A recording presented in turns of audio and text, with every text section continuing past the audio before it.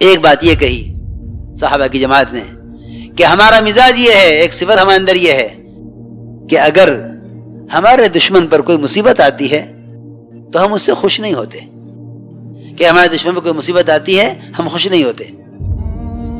یہ بہت اہم بات ہے میرے دوستو عزیزو۔ بڑے غم افسوس کی بات یہ ہے کہ اس زمانے میں مسلمانوں کا جذبہ غیروں کے بارے میں صحابہ اکرام کے جذبے سے بہت مختلف ہو گیا۔ دیکھو میری بات یاد رکھو، اس کام کو صحابہ کے جذبے کے بغیر کرنا کوئی نتیجہ ظاہر نہیں کرے گا۔ اس کام سے جو خیر باعتبار امت کے آنی ہے اور اس کام کے ذریعے سے جو انسانیت کو ہدایت ملنی ہے، اس کے لیے پہلی شرط یہ ہے کہ جب تک اس کام کے کرنے والوں کا خصوصاً اور عام مسلمان کا عموماً یہ اپنے دل کا جذبہ تمام غیروں کے لیے اور ساری انسانیت کے لیے وہ جذبہ بنائیں جو جذبہ محمد صلی اللہ علیہ وسلم اور آپ کے صحابہ کا تھا۔ اگر وہ جذبہ نہیں ہے تو سچی بات بتا دوں کہ خدا کی قسم پھر ہم داعی نہیں ہیں۔ میرے دوستو عزیزو، میں نے ایک بات عرض کی ہے کہ صحابہ نے آ کر یہ کہا کہ اگر ہمارے دشمن پر کوئی مصیبت آتی ہے ہم اس سے خوش نہیں ہوتے۔ آج اگر غیروں پر کوئی بلا کوئی مصیبت آ جاوے مسلمان خوش ہو جاتے ہیں۔ اس کا مطلب یہ ہے کہ ہمارے دلوں میں انسانیت کے لیے وہ غم نہیں ہے جو صحابہ کے دلوں میں تھا، اور ہمارا غیروں کے ساتھ وہ معاملہ نہیں ہے جو معاملہ صحابہ کا تھا کہ مشرک بیڑیوں میں بندھا ہوا ہے، لاؤ دسترخوان اس کے قریب بچھا لو، جس کے ہاتھ میں کوئی نرم روٹی آوے وہ سب سے پہلے مشرک کو دے، ہمارا مہمان ہے، ہمارا مہمان پہلے اس کو دو۔ اللہ اکبر! ایسا مشرک اسلام کیوں نہ لاوے کہ جو جس کی جان کے مالک بنے ہوئے ہیں خبر نہیں قتل کریں گے یا فدیہ لے کر چھوڑیں گے، وہ ایسا اکرام کرے کہ ایسا مشرک اسلام کیوں نہ قبول کرے۔ میرے دوستو عزیزو، اب ہمارے فیصلے ہونے لگے ہیں قوم اور دوست اور متعلقین کے اعتبار سے۔ جب ایسے فیصلے ہوں گے تو اللہ تعالی ایسے لوگوں کو انسانیت کی ہدایت کا ذریعہ نہیں بنائیں گے۔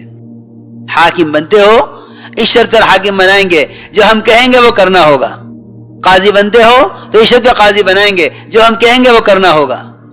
نہیں، غیروں کے اسلام میں آنے کا راستہ یہ نہیں ہے۔ اگر حق غیر مسلم کا ہے تو مسلمان کے خلاف فیصلہ کرنا ہوگا، اگر حق غیر مسلم کا ہے تو مسلمان کے خلاف فیصلہ کرنا ہوگا۔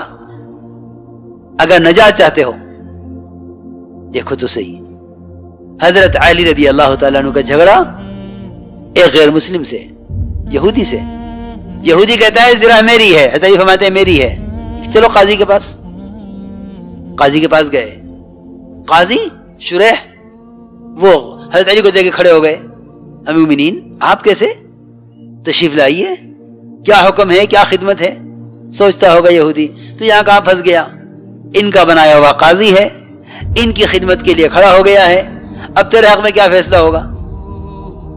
علی رضی اللہ تعالیٰ عنہ کو بٹھایا قاضی نے اپنی کرسی پر، جج کی کرسی پر حضرت علی بیٹھے اور قاضی نیچے بیٹھا یہودی کے برابر میں، اور نیچے بیٹھ کے پوچھا مومنین کیا حکم ہے؟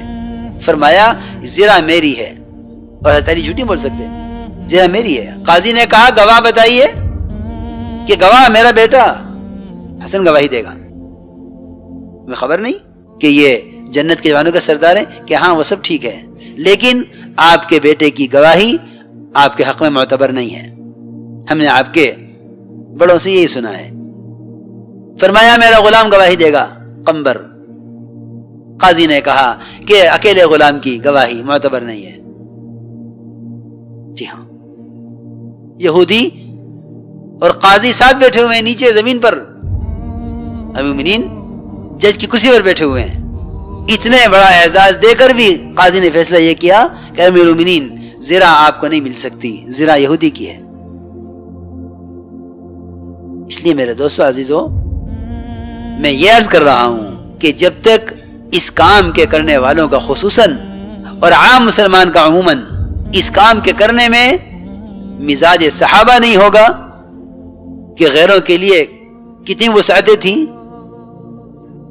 وہ تو پکی بات یہ ہے کہ جب تک مسلمان خود دین میں نمونہ نہیں بنے گا نہ یہ ہدایت پا سکتا ہے نہ یہ دوسرے کی ہدایت کا ذریعہ بن سکتا ہے.